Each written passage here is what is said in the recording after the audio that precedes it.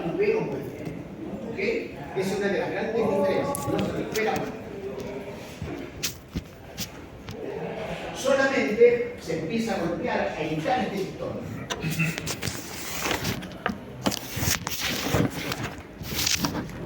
¿Y qué vemos en nosotros? Vemos cuánto se demora o con cuántos números de golpes se logra penetrar un pies, es decir, 30 centímetros. Y eso lo vamos a notar. En teoría, de forma empírica, se dice, por ejemplo, cuando un suelo tiene 22 números de golpe, empíricamente, se dice que más o menos tiene una resistencia de 22 toneladas por metro cuadrado, lo que equivale más o menos como a 2,2 kilos por centímetro cuadrado. Esto es una relación.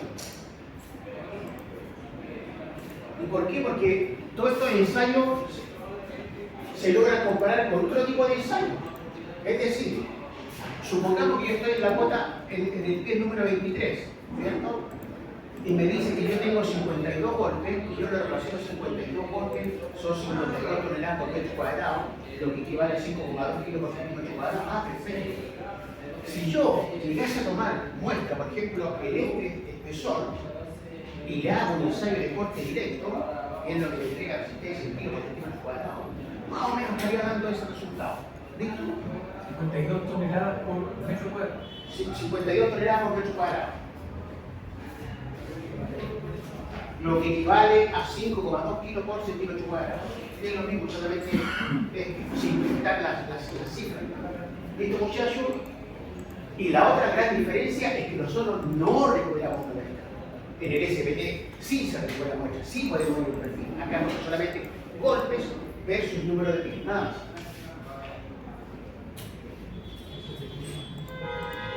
Y lo otro que tenemos que tener presente es la masa. Se aplica la misma masa, ¿cierto?, de 63,5 kilos y de una caída libre de 76 centímetros. Pregunta, consulta, muchachos. Tírense a la piscina, no, porque ya está bueno.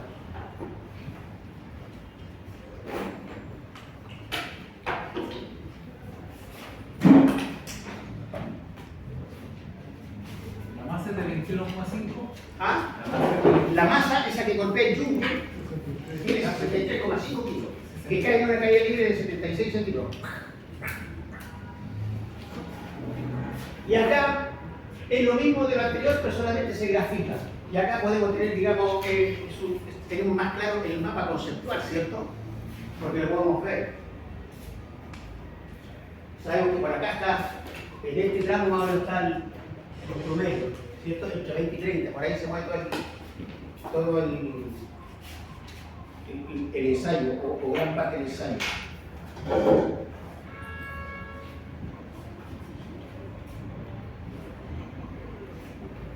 Bueno, la clasificación sísmica del terreno de fundación según la norma chilena 433. Dice la clasificación sísmica del terreno de fundación se debe realizar de acuerdo a lo especificado en la tabla 4.2. Se indican a continuación los requisitos para clasificar cada tipo de suelo. Esto no lo habíamos visto, me parece que sí.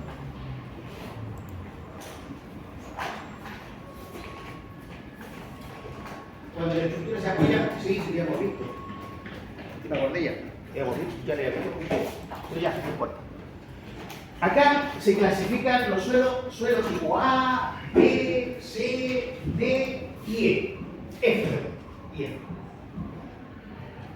Pero para clasificar el suelo se tienen que cumplir ciertos requisitos, no es llegar al azar, ¿cierto?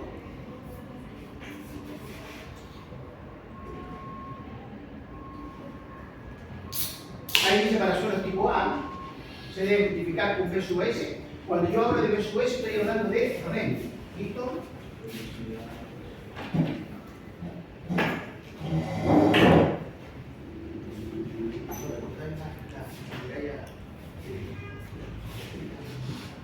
¿Qué va a borrar? Sí, ay.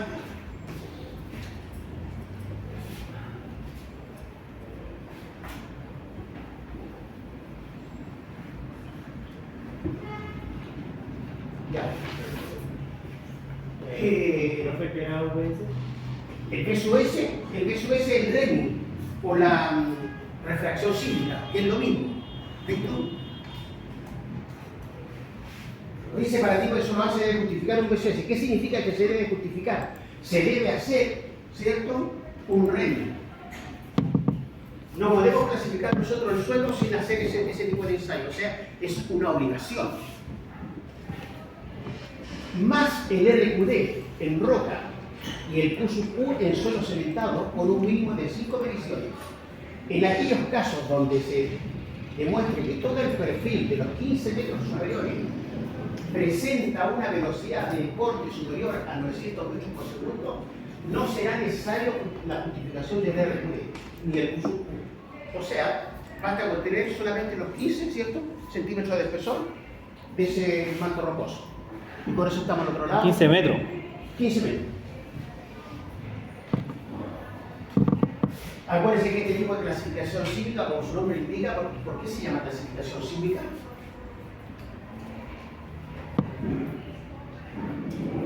O sea, es para darle el...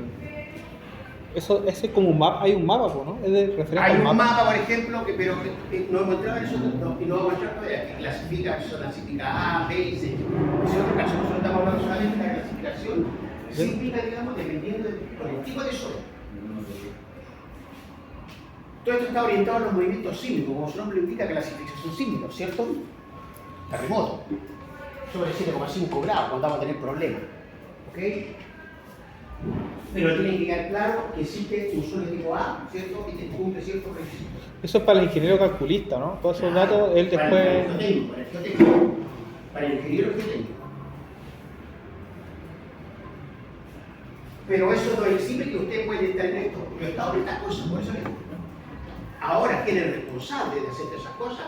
O de colocar la firma? Es el ingeniero geotécnico. Pero el ingeniero geotécnico se apoya en toda la de una persona, ¿cierto?, que tiene las condiciones para hacer todas estas cosas. Suelo tipo B. Para suelo tipo B se debe justificar un peso S más el sondaje, en caso de arena, y el Q en caso de los suelos fríos. El Q es un ensayo que se le hace a la arcilla. ¿Listo? Es el ensayo de compresión no confinada. ¿Cómo estamos aquí? Cansado. Cansado,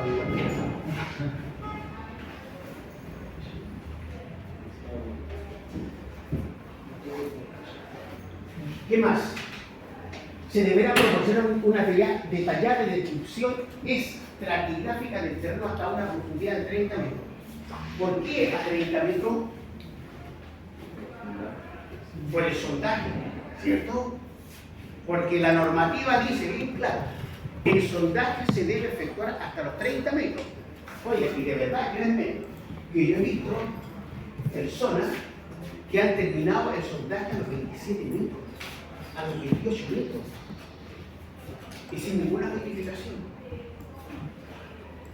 Y resulta que cuando llegan y presentan toda la memoria de cálculo, presentan todos los antecedentes, por ejemplo, al mandante, en este caso al serbio o al MOB, el serbio le dice, oye, pero usted lo hizo necesario a 30 metros. ¿Y sabe lo que significa eso? Volver a hacerlo. Tiene que volver a hacerlo. Porque después que sale ya toda esa cuestión se vuelve a cerrar. Y ahí quedan. Y tienen que pagar todo, porque uno de las cosas más caras es el sondaje. El sondaje me parece que está como a 7 UF el metro lineal. 7 UF. A ver, yo no sé si son 7 o 2 UF. El metro lineal. O sea, si 7 por 3, 21, 210 UF, ¿cuánto serían las 7 más? El más desfavorable es 7 por 3, 21. ¿A cuánto está la...? 210 UF. Y ahí ya tenemos 210 UF a 7 por metro lineal, ¿cierto? 7 por 3, 21 serían 210 UF multiplicado por, ¿cierto? ¿A cuánto? ¿35.000 pesos? 45. ¿Cómo está? 45. 35. 35. O sea, ya estamos hablando de cuántos milloncitos. ¿De cuántos milloncitos? 35.000, ¿cierto? Por 201. Ya estamos hablando, no sé si son 70 millones. 200 millones, ¿cuántos son? 75 millones. 75, ¿Dónde está el precio de la...? 75 millones. ¿Cuánto? 75 millones. Oh. 70 millones, no, pero eso es lo que se llama la persona que hace puro sondaje. Después te va a cobrar, por ejemplo, si tú dices, oye, ¿sabes qué? Porque el tipo no termina. La persona que está a cargo o que está haciendo el sondaje, no es decisión de él determinar el sondaje. Hay alguien que le dice, no, llegamos hasta acá, estamos bien con el número 8, puro rechazo, terminemos. Y después me dicen, no es que tuvo rechazo, sí, pero no importa que tenga rechazo. ¿Qué pasó ahí? No es que ve un manto rocoso, bueno, tenía que sacar la roca, el pedacito roja, los 3 metros, a ver qué tipo de la calidad de la roca. Y tienen que volver a contratar la máquina y llevarla a terreno. La movilización. Ahí le cobran de todo. Y resulta que a lo mejor la persona ya está comprometida, ¿cierto? El que está haciendo el sondaje, no, es que ya me comprometí, tendría que esperar que termine de hacer este sondaje y de ahí voy. Es planita, muchacho. Es así como estos trabajos son carísimos. Son caros. Y hoy en día, por ejemplo, si ustedes están haciendo viviendas del Servio, esas viviendas del Servio tienen que tener, en el estudio que se hizo, tienen que tener todos estos ensayos. Tienen que tener el Revit, tienen que tener Calicata, tienen que tener SUS, tienen que tener, si se puede, ensayo de compresión de la roca, tienen que tener RQD. Todo lo que nosotros hemos visto debería tener ese ensayo. Profe, y aparte de estos ensayos, ¿salió otro ensayo así más moderno? ¿O se siguen usando otros? O sea, uno de los ensayos modernos es el Revit. El Revit, el SUS. Pero no hay nada más confiable que hacer un sondaje. Nada más confiable que hacer una calicata. ¿Por qué? Porque nosotros podemos ver el trato. En cambio, por ejemplo, con un equipo no destructivo, lógico, tira odio y todas esas cosas. Pero no me está mostrando. Yo tengo que tener confianza en lo que me está entregando el equipo. Pero el equipo, cuando yo veo el perfil completito, yo me inclino, por ejemplo, por un perfil de un NSPT, me inclino por el perfil de una calicata, porque lo puedo ver, ¿cierto? Puedo medir su estrato.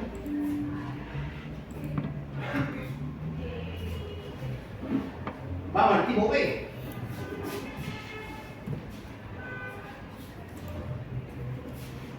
Dice que en caso que solo se dispone del perfil del SUS en profundidad y que dicho perfil indique claramente que el SUS aumenta monotónicamente con la profundidad y además se cumple que el SUS es mayor a 50 metros por segundo, se puede clasificar automáticamente como suelo tipo C sin necesidad de pasar por otras mediciones. ¿Se entiende eso, muchacho? O sea, si yo quiero clasificar un suelo, ya lo vi ya, ¿cierto? Y me dice que el peso es mayor, tengo una velocidad de propagación de la onda. Acuérdense que, ¿qué es lo que hace esta onda? Esta onda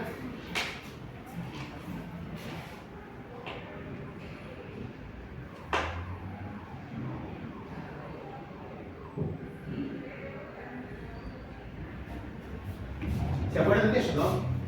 Que hay una persona que llega y golpea una placa, esa placa, ¿cierto? Emite un sonido, perdón, una onda, y esa onda se empieza a profundizar y empieza a recorrer.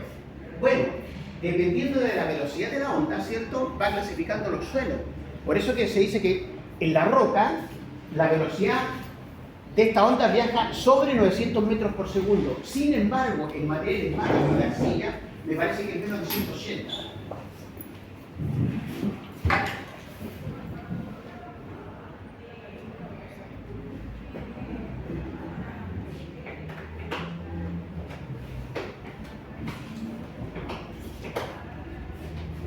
¿Cuál sería el mejor suelo? Un suelo tipo B o C.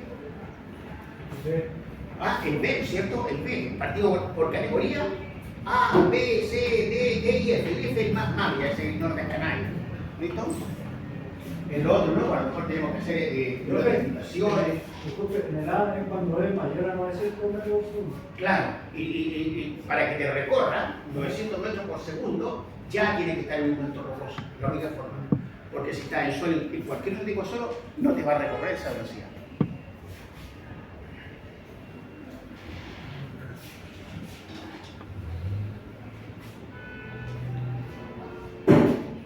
Ahí tenemos el suelo tipo T, también justificaron que su S más el ensayo del NSPT en caso de arena y el SSU en caso de suelo tipo. El SSU, como les decía, es un ensayo de composición no cocinada que se le hace a la arcilla. ¿Listo? ¿Qué más? Bueno, ahí. En depósito de suelo arenoso donde se dispongan emisiones del índice de penetración al menos cada un metro de profundidad y los 30 metros superiores y se cumpla y NI, que es mayor a 30 se puede clasificar autonómicamente el terreno como tipo T.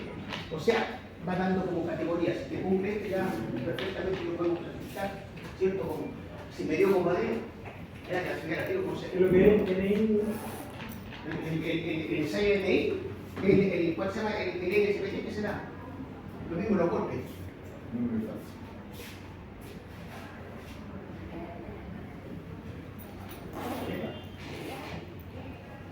¿Qué tenemos en el suelo E?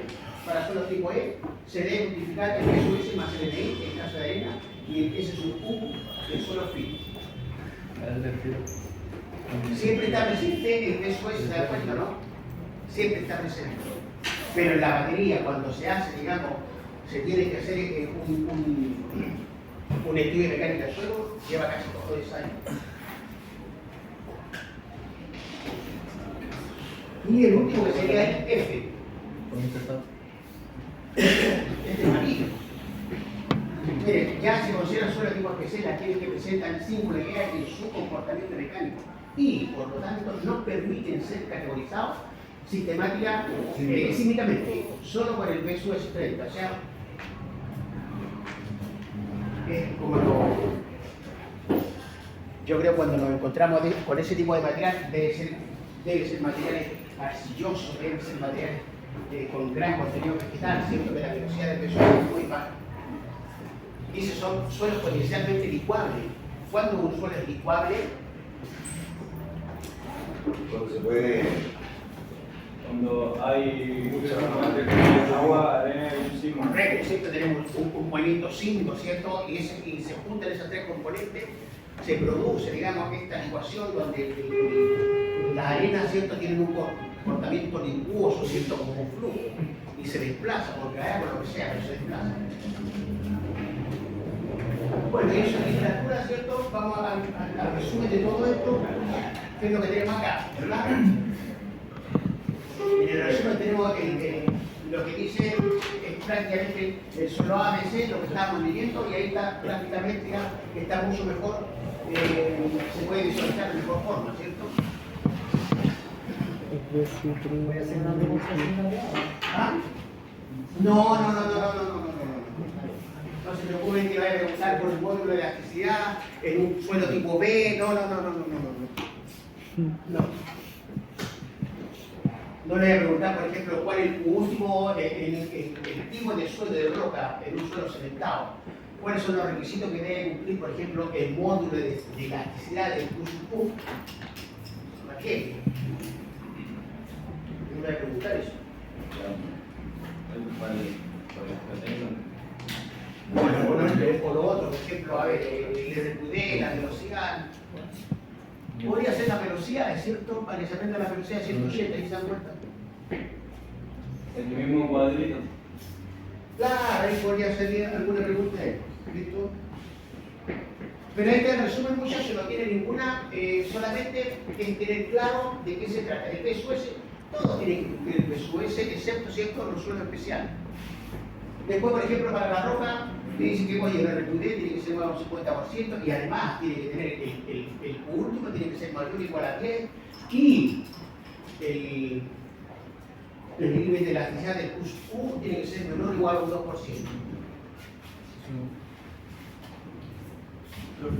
Esto, disculpe la pregunta, ¿está arriba ya? ¿Esto? Sí, ya eso lo subí ya, para que lo lean. Y a ver, ¿cuál es subir otra cosa? Tengo que subir ahí. Ya. Después vimos esto, ¿cierto? Vimos, por ejemplo, que una partícula, yo tomo una partícula de suelo, ¿cierto? Y me voy a encontrar con todos estos componentes, me encuentro con aire, agua y suelo. Eso es innegable. Innegable. ¿Por qué? Porque aunque yo tenga una partícula de hormigón endurecido, ¿cierto? Ese hormigón tiene humedad, ¿no? Tiene humedad. Tiene humedad. Tiene humedad. A pesar que está nucleado de todas esas cosas. Y no tiene suelo, pero tiene un elemento aglomerante que es el concreto, ¿cierto? Que lo hace firme. Bueno, a partir de esto nosotros, ¿cierto? Yo tengo un volumen total, ¿cierto? Donde el volumen total me dice que el volumen de vacío está compuesto por el volumen de aire y el volumen de agua. Tenemos al izquierda. Volumen total, aire, suelo. Lo descompongo, ¿cierto? El volumen total y me voy al volumen de vacío. Aire, agua. Y volumen del sol. Cuando hablamos de volumen. Pero como esa partícula, ¿cierto? Aparte de tener un volumen que tiene, esa partícula aparte de tener un volumen que tiene. ¿Ah? Peso.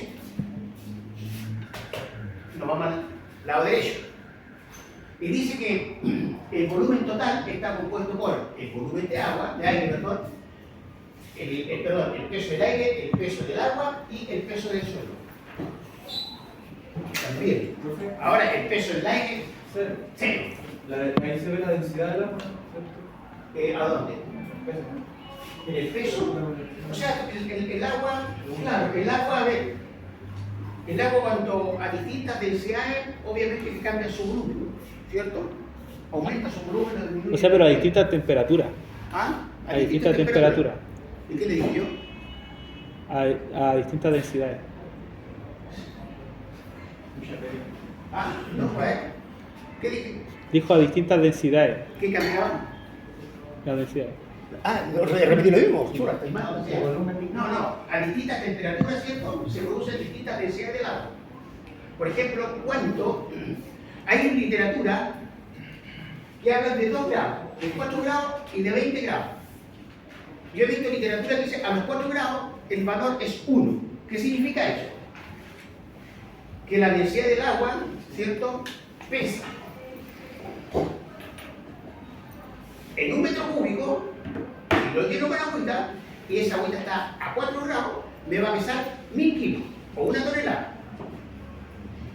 Hay otra literatura que habla a los 20 grados. Pero la que tenemos nosotros dice que a los 4 grados es 1. Por si acaso, si alguien se llega a encontrar con otra, oye, pero profe, con los 4 grados, sí. Y lo otro, ahora, ¿cuál es la diferencia? La diferencia es nada. Porque la densidad del agua, por ejemplo, a 19 grados es 0,9957. Es muy poquitito. ¿Ya? Bueno, a partir de esto, nosotros, de este diagrama de bloque, yo veo acá, ¿cierto? Donde puedo conjugar los volúmenes y los pesos, ¿cierto? De aquí nacen ciertas relaciones matemáticas.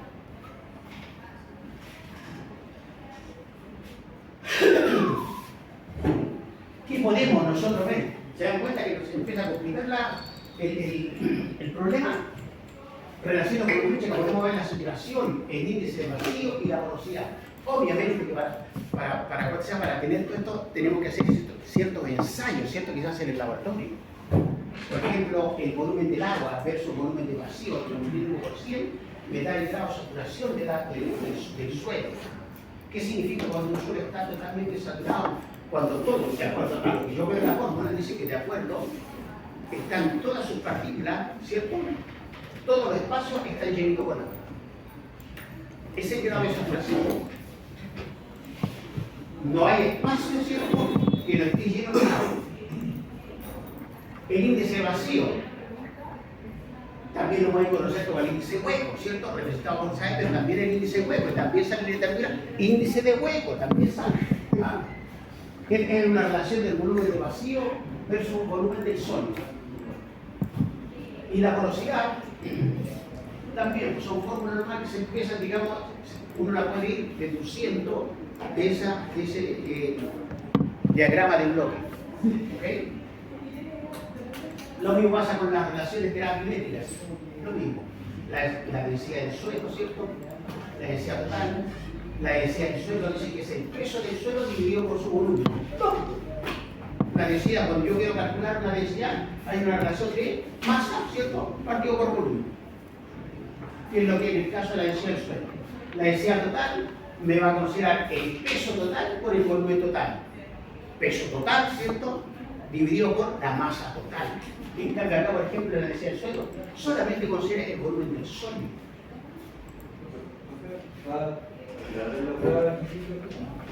No. ¿A qué? De la comunidad naviera.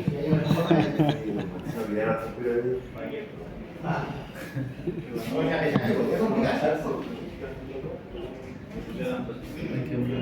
La densidad relativa, ¿qué es lo que es la densidad relativa? Bueno, una fórmula, ¿cierto? Que dice que es la densidad del suelo, menos la densidad mínima, partido por la densidad máxima, dividido por la densidad mínima, y todo eso por, ¿cierto? La densidad máxima, dividido por la densidad del suelo. Son fórmulas que se necesitan para calcular cuando usted está compactando, por ejemplo, un material arenoso, ¿cierto? ¿Se acuerdan ustedes, por ejemplo, que cuando tuvieron laboratorio, habían dos tipos de suelos, ¿cierto? Aquellos que eran, digamos, cohesivos y los no cohesivos, ¿sí o no? Los suelos cohesivos reaccionan mejor a qué cosa? A la compactación, pero ¿qué tipo de compactación? Los suelos cohesivos reaccionan mejor a qué cosa? Al impacto, ¿cierto? Yo puedo, por ejemplo, si yo tengo un material que contiene arcilla y es cohesivo, yo perfectamente lo puedo compactar mediante el método Pro, ¿cierto? Pero cuando yo tengo arena, por ejemplo, para que le quede clarito esa arena de plata, ¿podría hacer eso sí o no? No, ¿cierto? Entonces, ¿qué tengo que hacer yo? Para controlar una obra que tiene ese tipo de material, yo me tengo que ir con esa forma. Esa es la mesa que vibra, ¿no? Esa es la mesa vibradora, donde se calcula la densidad del suelo y se va al terreno con los datos, ¿cierto? Se hace una planilla para la persona, para el laboratorista, y se calcula el 70, el 75%, el 80%. Pero los suelos tienen esa diferencia. ¿Cómo yo voy a comprar? Por ejemplo, si tengo un molde, ustedes vieron el molde Proctor, ¿cierto? ¿O lo soñaron alguna vez o no? Sí. ¿Cuál? El molde Proctor. Habían dos, no me acuerdo. Hay dos moldes. Uno que es el modificado, y el otro uno chiquitito el normal que le llaman, que es de 900 cc. Chiquitito. Eso es para arcilla. Entonces cuando usted va a controlar, les voy a colocarle un ejemplo.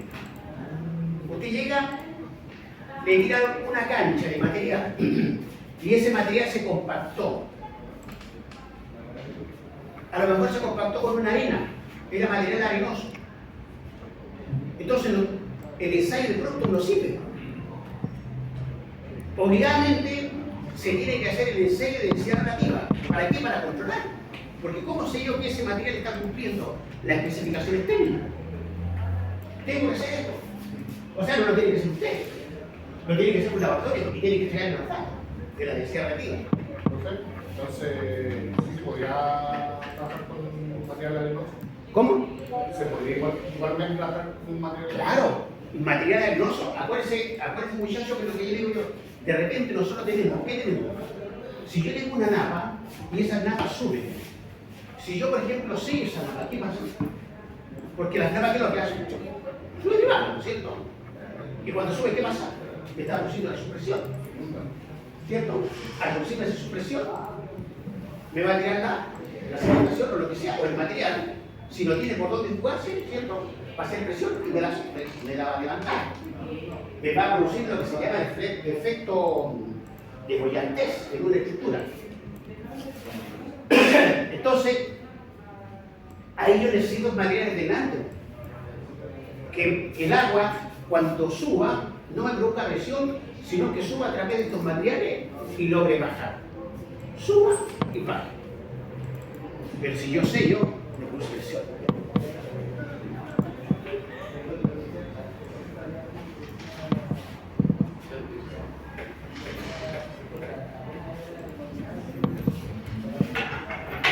Y ahí tenemos, por ejemplo, la densidad del suelo húmedo, que dice que es la densidad de la masa total por el volumen total.